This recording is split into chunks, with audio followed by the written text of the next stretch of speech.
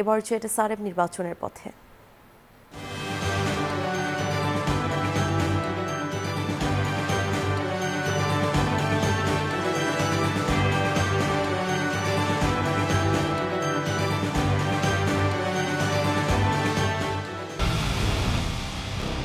পুরো দেশের মুখে হাসি ফোটাতে নিজেকে হতে হয় স্ট্রং, আর মনোবল হতে হয় স্পাট দৃঢ়। জেরুজালেম 25 বছরের পথ চলায় নিরাপদে রাখার প্রত্যয়ে।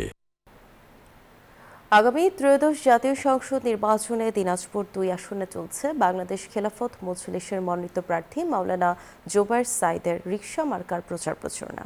মঙ্গলবার বিরল উপজেলার কাঞ্চন মোড় থেকে একটি মোটর সাইকেল র্যালি বের হয়। র্যালিটি বিরল ও পোচাগঞ্জ উপজেলার বিভিন্ন সড়ক প্রদক্ষিণ করে। এ সময় রিকশা মার্কার পক্ষে নানান স্লোগান দিতে থাকেন সমর্থকরা। জেলার 6টি আসনের মধ্যে মামুনুল হকের দল প্রথম কোনো প্রার্থী হিসেবে রিকশা মার্কায় জোরে সোরে প্রচার প্রচারণা চালিয়েছে।